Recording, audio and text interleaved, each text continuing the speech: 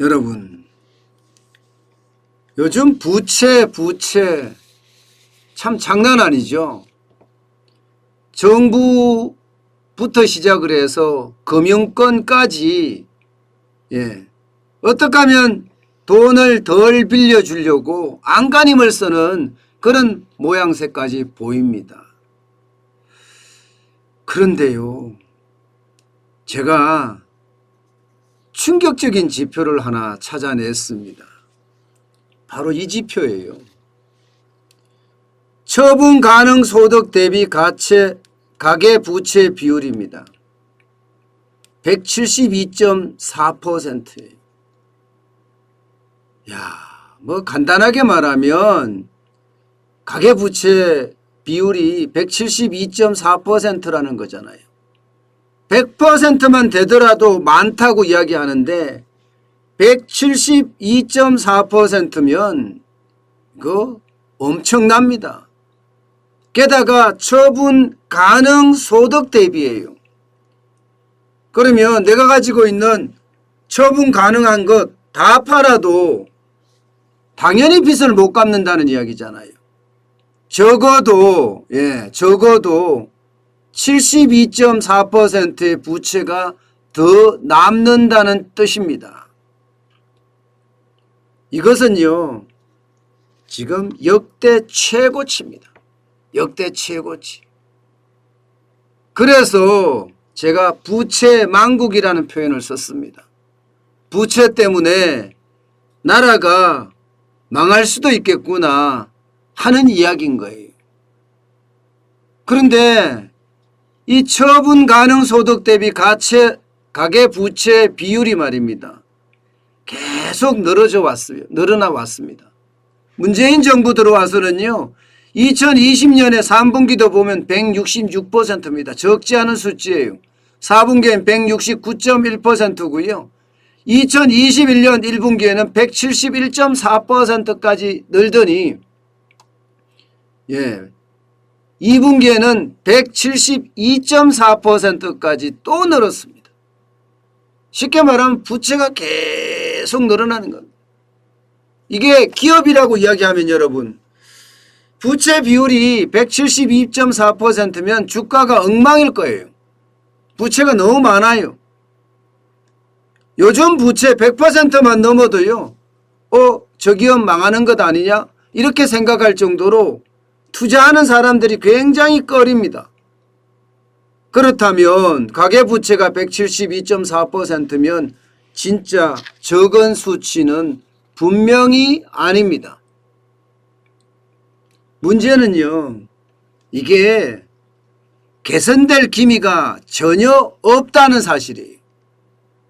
뭔가 개선이 되는 그런 기미라도 보이면 박수를 치고 환영을 할 텐데 그렇지 못하다는 겁니다. 여러분, 이 지표를 보세요. 2021년 2분기에 처분 가능 소득은 3.9% 늘어났습니다. 그렇지만 부채는요, 10.3% 늘어났어요. 10.3%. 부채가 늘어나는 속도가 굉장히 빠르다는 이야기죠. 적어도 처분 가능 소득이 늘어나는 것, 이거보다는 2.5배 이상 빠르다. 2.5배 가까이 빠르다는 거. 2.5배. 그런데요, 그나마 이게 올라간 수치예요. 그나마 올라간 수치라고요. 2021년 1분기를 보면 2.2% 늘어났는데 지금 부채는요 9.5% 늘어났거든요. 그러면 이거는 지금 몇 배수로 따지면 4배가 넘지요. 4배가 넘습니다. 거의 4.5배 정도 돼요. 4.5배. 그때보다는 좋아졌다고 하지만 지금 벌어지는 것은 악어입처럼 벌어집니다. 악어입처럼. 악어입이라는 게 벌어지다가 이게 너무 벌어지면 악어가 죽어버립니다.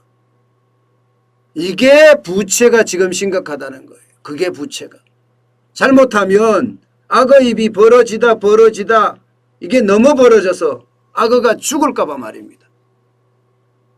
버는 돈은 굉장히 적고 부채는 엄청나게 많이 늘어나니 이거야말로 부채 만국이 아니고 뭐겠느냐 이런 이야기예요. 이런 이야기. 어떤 분들은 그렇게 이야기하세요. 무슨 소리냐. 지금 수출이 엄청 늘어나는데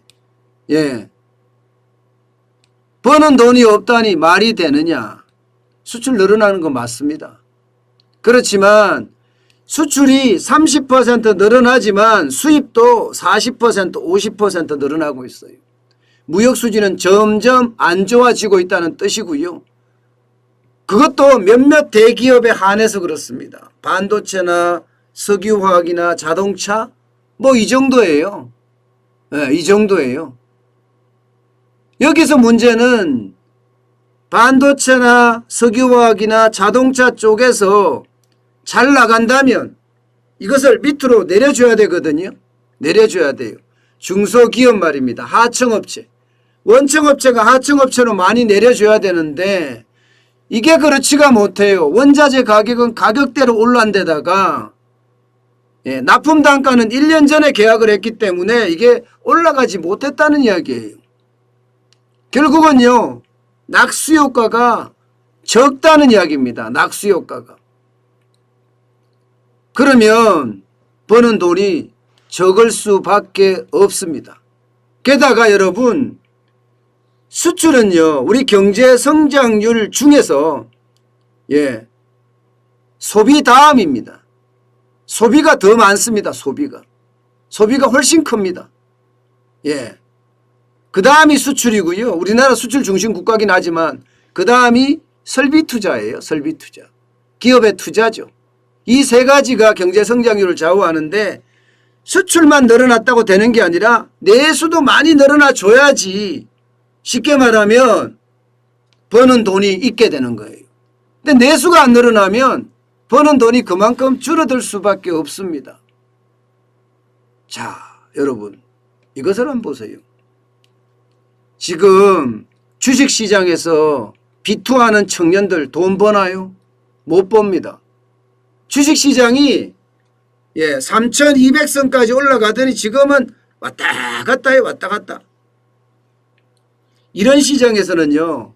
주식 초보자가 돈 못 법니다.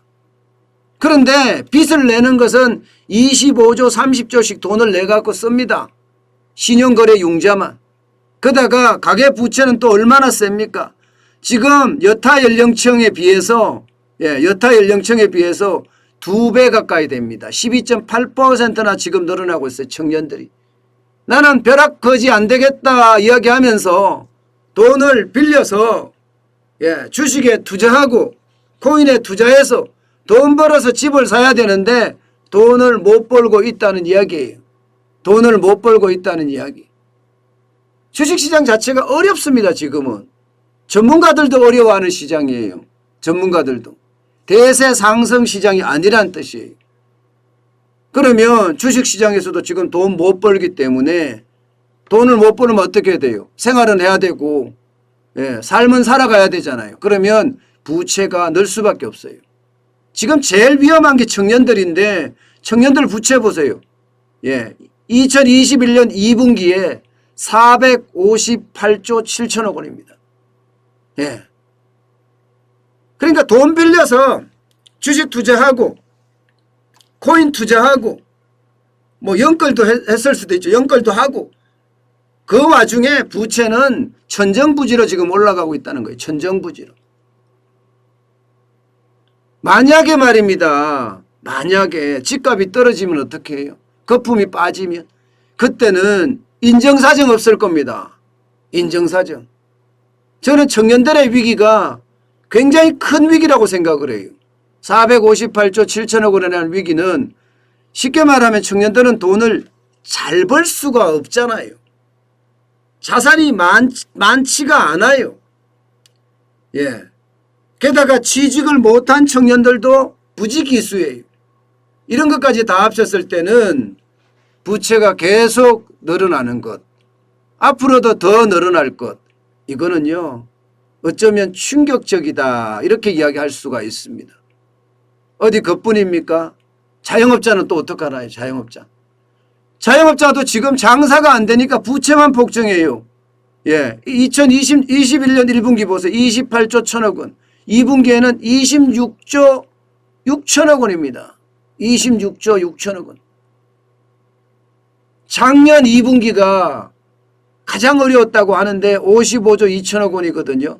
그때의 절반 수준이에요. 지금 벌써요. 안 내려가요. 2020년 1분기에 15조 1천억 원인데 그때보다도 지금 거의 10조 이상이 많은데 안 내려갑니다. 이 말은 장사가 안 된다는 뜻이에요. 매출이 뚝뚝 떨어진다는 뜻이에요. 매출이 뚝뚝 떨어진다는 뜻은 결국은 버는 돈이 없다는 뜻이 됩니다. 그러니 부채만 쌓여갈 수밖에 여기도요. 2021년 1분기까지만 해도 831조 8천억 원이었던 부채가 2분기에는 857조 4천억까지 늘었습니다. 857조 4천억까지. 부채가 늘어나는 속도가 굉장히 빠릅니다. 퍼센테이지가 두 자리도 굉장히 높은 두 자릿수예요. 지금 2021년 1분기 18.8%나 늘어났습니다. 가계부채보다가 2배 이상 폭증합니다. 2배 이상. 가계부채는 9.5%잖아요. 거기에 비하면 18.8%는 굉장히 빠른 속도로 늘어나게 된다는 뜻입니다. 그러면 보세요, 여러분. 결국은 이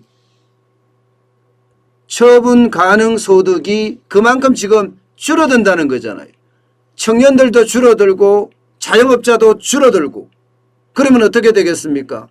그러면 부채는 계속 늘어나겠죠.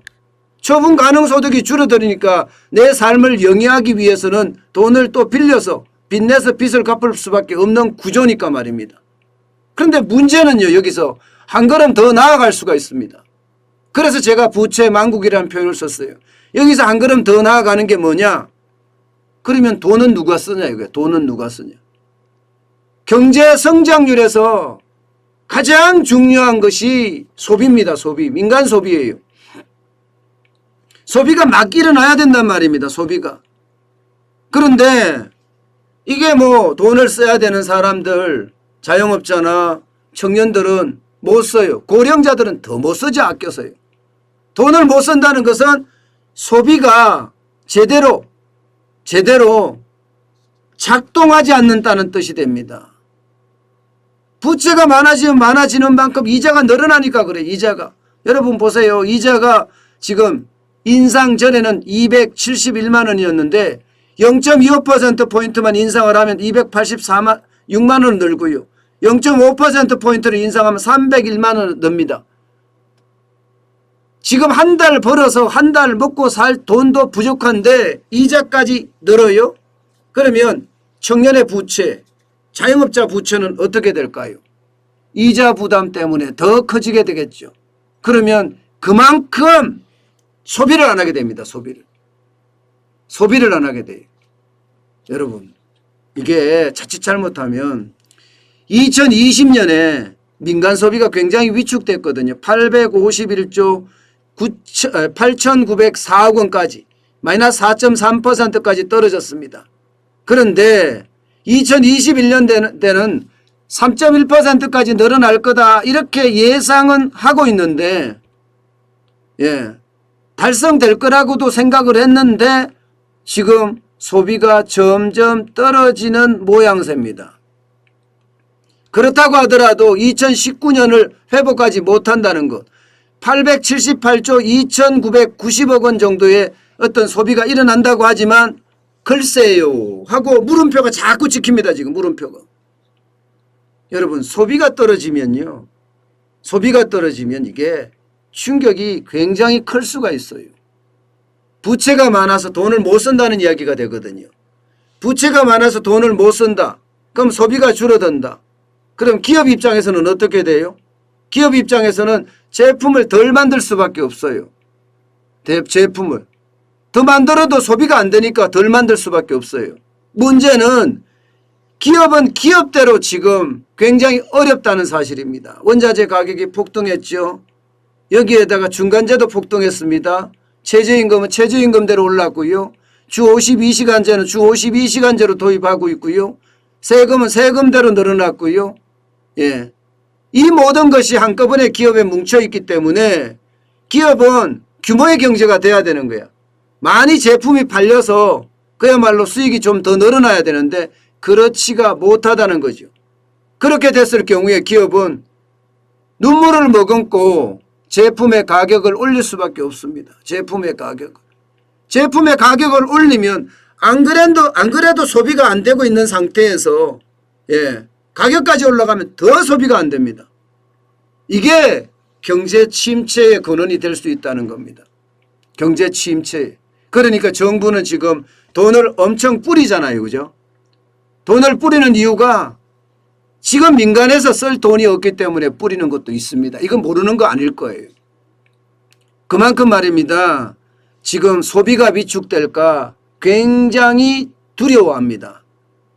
그런데 이게 경제가 지금처럼 기업이 좋아지지 않는 상태에서 경제가 좋아질 거라고 생각하는 사람은 없습니다. 기업의 비용을 줄여줘야 되고요. 기업의 지원을 아끼지 않아야 됩니다. 그래서 기업이 팡팡 돌아가 줘야 돼요. 그러면서 거기에 정책적인 이슈인 원재료가 많이 올랐으니까 납품 단가를 조정하는 원가 연동제 형태로 조정하는 그런 모양새까지 좀 가져와야 되는 것 아니냐. 지금처럼 1년, 2년 단위로 납품을 하는 것이 아니라 3개월 단위라든가 이렇게 조정을 해주면 지금 중소기업도 살 수 있는 것 아니겠어요. 바로 그런데 정책 대안들이 있어야 되거든요. 지금 그런 정책 대안도 사실상 없거든요. 이렇게 됐을 때는 전체적으로는 소비가 줄어들어서 부채가 많아서 소비가 줄어들어서 기업이 아파지는 그리고 그 와중에 결국 스태그플레이션이라는 최악 고물가 저생산 고물가 생산은 자꾸 떨어지고요. 성장도 떨어지고요. 여기에 저성장 고물가의 어떤 스태그플레이션이 고착화되는 것 아니냐. 그래서 부채 망국의 결론은 스태그플레이션이 되는 것 아니냐. 그러면서도 큰 위기가 한 번쯤 오지 않겠느냐 하는 이야기까지 지금 하고 있을 정도입니다. 여러분 예상했던 것보다가 버는 돈이 약하니까요. 특히 경제에 약한 고리들의 어떤 버는 돈이 약하기 때문에 그 약한 고리들이 결국 부서져서 우리 경제 전체에도 영향을 미칠까 두려워하고 있습니다. 그만큼 말입니다. 지금 약한 고리들이 벌어들이는 돈이 없어요. 가처분 소득 대비 가계 부채 빚만 계속 늘어나는 거예요. 벌어들이는 건 적고 빚은 더 커지고 그 상황이 앞으로도 계속될 것으로 보입니다. 어떻게 생각하면요. 참 안타까운 현실입니다. 경제 정책을 잘만 펼쳤으면 우리에게는 큰 기회를 잡을 수도 있었는데 그 기회를 놓치는 것 같아서 안타깝습니다.